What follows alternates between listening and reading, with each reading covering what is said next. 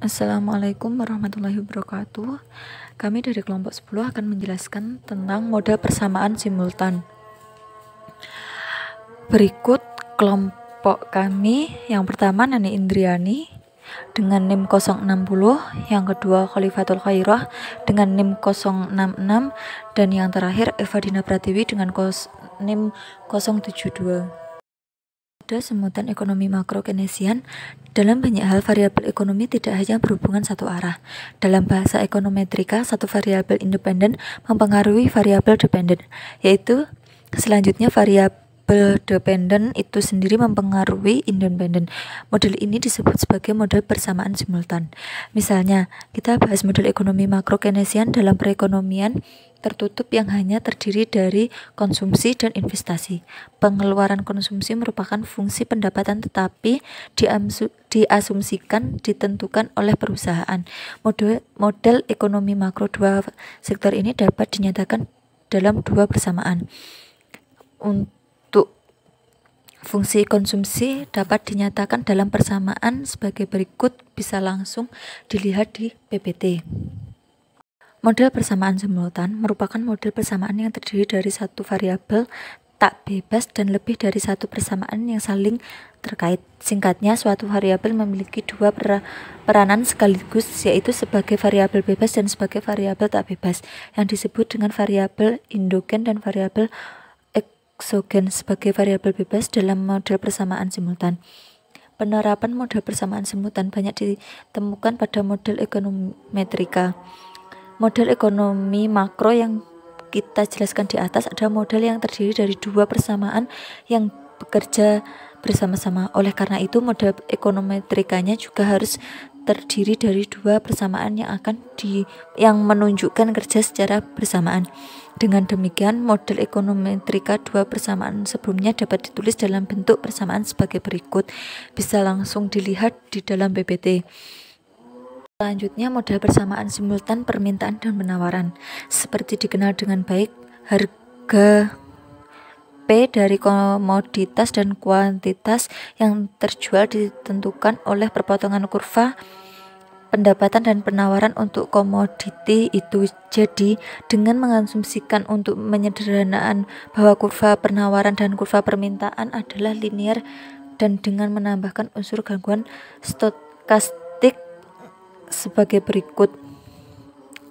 Fungsi empiris permintaan dan penawaran bisa ditulis sebagai berikut, bisa langsung dicek di PPT. Alfa dan beta adalah parameter. Secara a priori, alfa diharapkan untuk negatif kurva permintaan secara miring ke bawah, dan beta 1 diharapkan positif kurva penawaran yang mengarah ke atas. Sekarang tidak terlalu sulit untuk melihat bahwa P dan H adalah variabel tak bebas bergabung.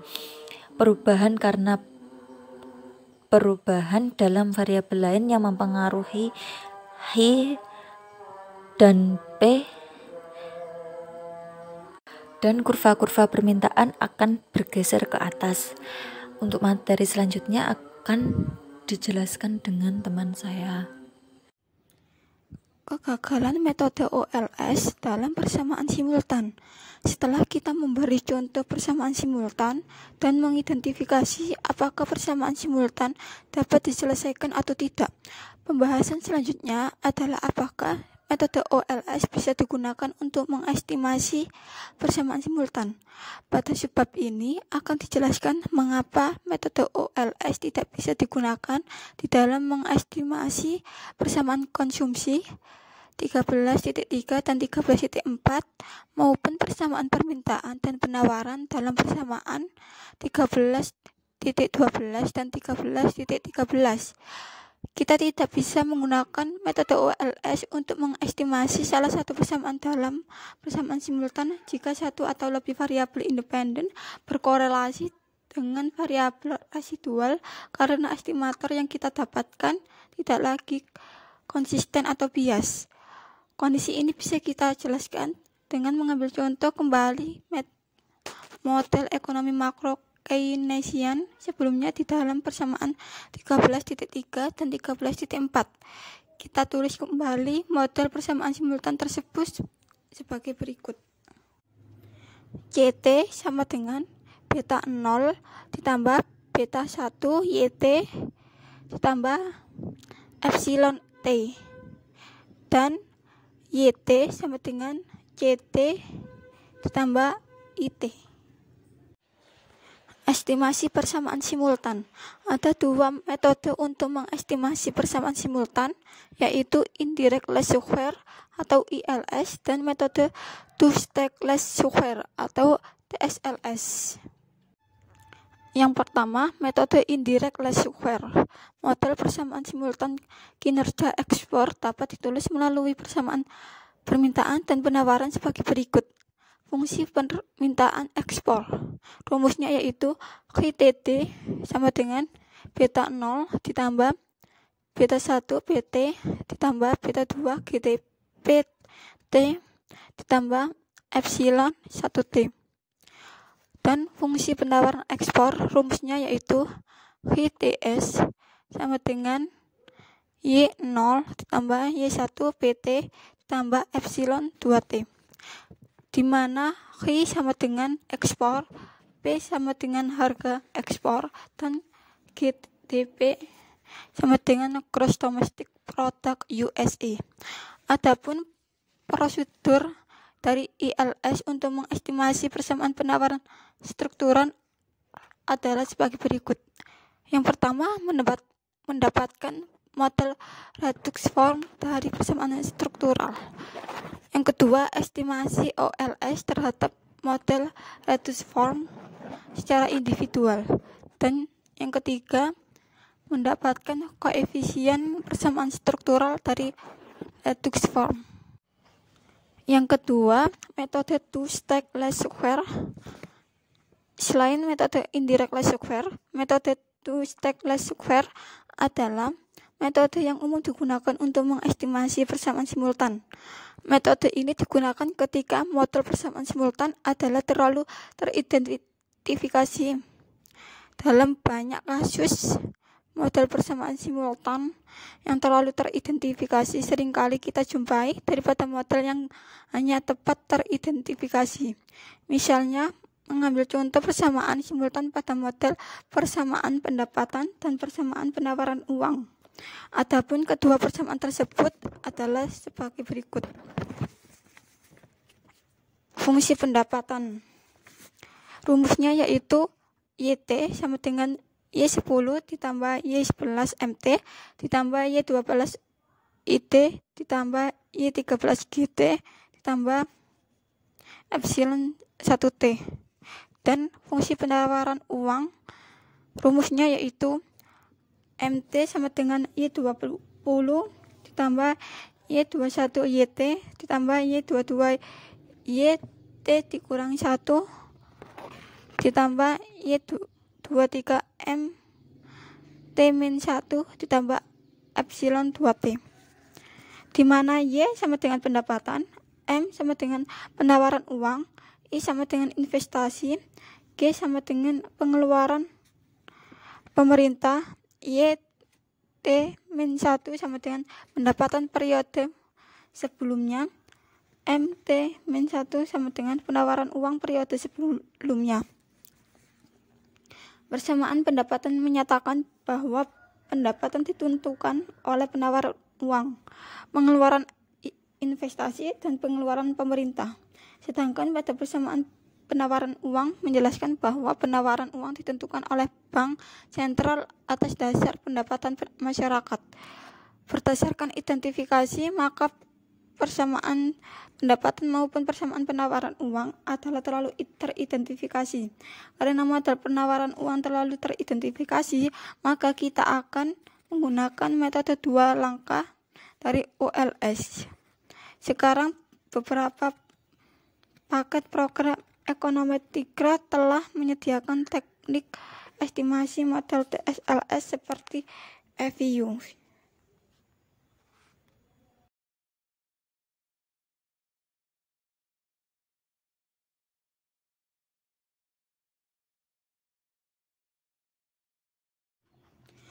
Untuk menyelesaikan persamaan di atas tersebut, maka digunakan dua langkah dari OLS atau TSLS. Prosedur dari TSLS sebagai berikut. Yang pertama, untuk menghilangkan unsur korelasi antara Y dan epsilon 1T, regresi persamaan yang pertama 13.56 pada semua variabel eksogen di dalam sistem persamaan simultan. Begitu pula persamaan 13.57. Dalam hal ini regresi Y dan M terhadap I, G, Y, T-1 dan M, T-1 sebagai berikut.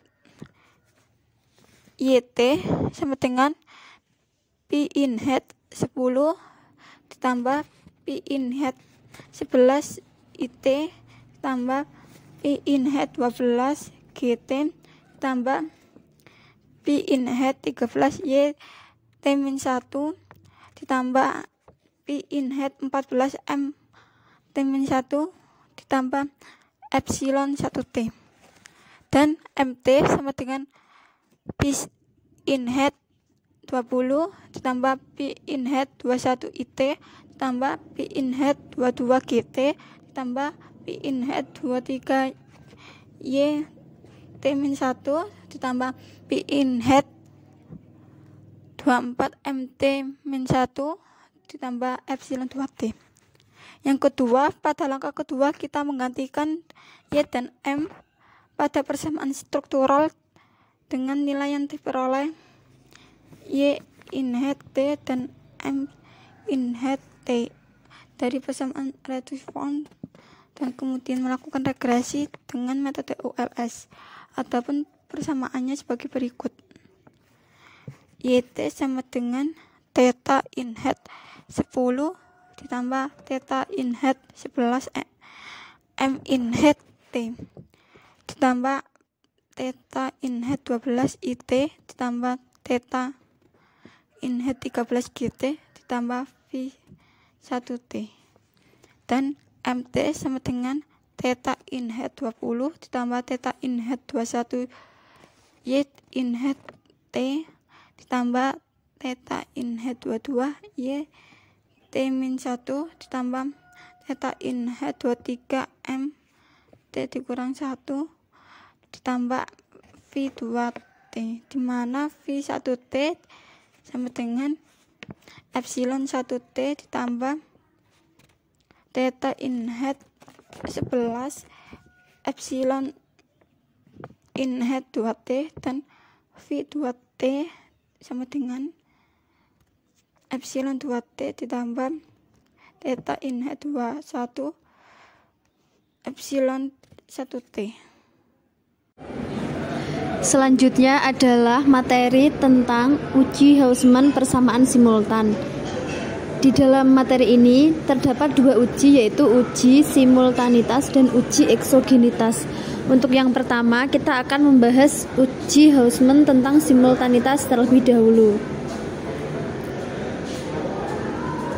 Estimator OLS akan menghasilkan estimator yang konsisten dan efisien jika tidak ada persamaan simultan di dalam sebuah model. Kita sudah membuktikan sebelumnya, jika ada persamaan simultan, maka estimator OLS tidak konsisten dan efisien. Dengan menggunakan metode 2SLS, maka kita akan menghasilkan estimator yang konsisten dan efisien. Masalah simultanitas di dalam persamaan regresi muncul karena beberapa variabel endogen berhubungan dengan variabel gangguan. Dengan demikian, ada tidaknya masalah simultanitas di dalam sebuah persamaan bisa dilacak dengan melihat apakah variabel endogen berhubungan dengan variabel gangguan. Salah satu metode uji simultan dikemukakan oleh Hausmann.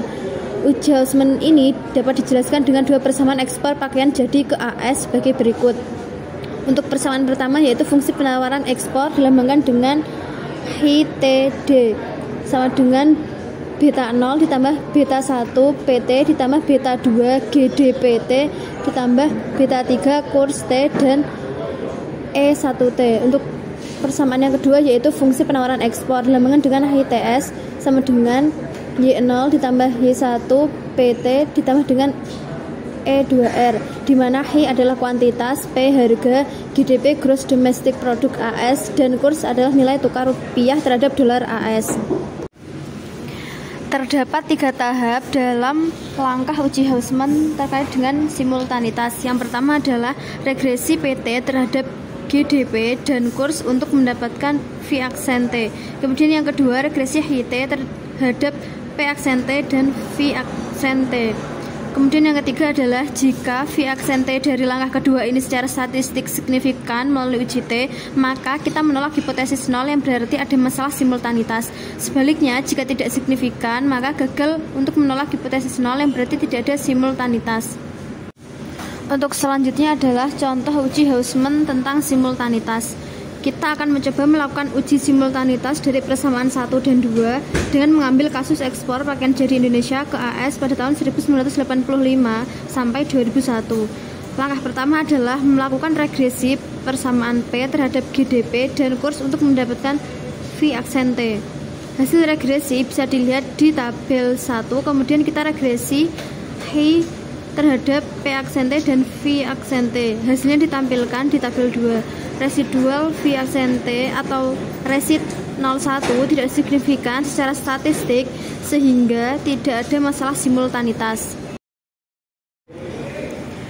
Hasil dari contoh uji Hausmann tersebut bisa dilihat dalam PPT yang ada 2 tabel. Tabel pertama adalah hasil regresi P terhadap GDP dan kurs. P yang dimaksud tadi adalah price atau harga. Kemudian tabel 2 adalah hasil regresi H terhadap P aksente dan V aksente. H yang dimaksud adalah kuantitas.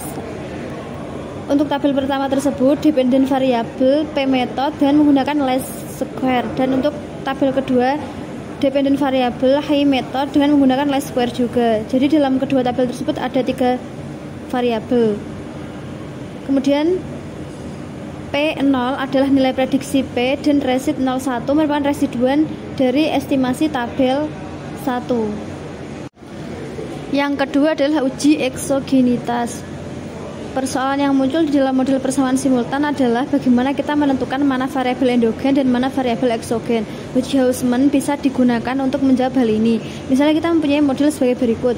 Permintaan uang MTD sama dengan alfa 0 ditambah alfa 1 YT ditambah alfa 2 RT ditambah alfa 3 PT ditambah E11 merupakan persamaan ketiga. Kemudian persamaan keempat adalah penawaran uang MTS sama dengan beta 0 ditambah beta 1 YT ditambah E2T, di mana M adalah jumlah uang, Y pendapatan, R adalah suku bunga, dan P harga. Diasumsikan bahwa variabel suku bunga atau R dan harga atau P adalah variabel eksogen, sedangkan variabel jumlah uang atau M dan pendapatan atau Y adalah variabel endogen. Langkah uji Hausmann sebagai uji simultanitas sebelumnya. Kita mencari persamaan reduced form untuk M dan Y. Persamaan reduced form untuk M dan Y menggunakan persamaan 5 dan 6 sebagai berikut. Untuk persamaan kelima, MT sama dengan P0 ditambah P1R ditambah dengan P2PT ditambah VT. Untuk YT sama dengan P3 ditambah P4R ditambah P3PT ditambah UT. Bila kita estimasi persamaan ketiga, kita akan menghasilkan nilai prediksi Y atau YT. Seperti uji simultanitas sebelumnya, kita kemudian mengestimasi persamaan berikut ini dengan OLS yang menghasilkan MTS sama dengan beta 0 ditambah beta 1 YT ditambah beta 1 YT ditambah dengan E2T. Hipotesis 0 uji eksogenitas adalah beta 2 sama dengan 0. Jika kita menolak hipotesis 0 dengan menggunakan uji Y adalah variabel endogen, dan sebaliknya jika kita gagal menolak hipotesis 0 maka Y merupakan variabel eksogen.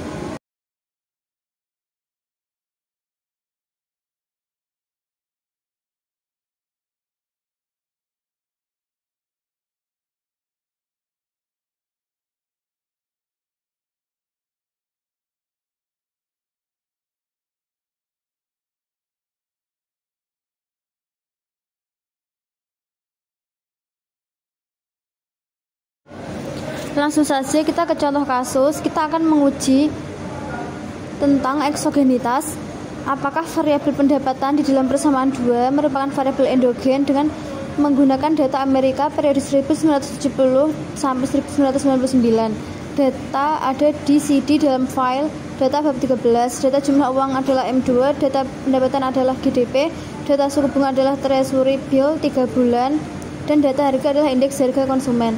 Hasil estimasi persamaan 4 untuk mendapatkan nilai prediksi Y ditampilkan di tabel 3, sedangkan hasil estimasi persamaan 5 ditampilkan di tabel 4.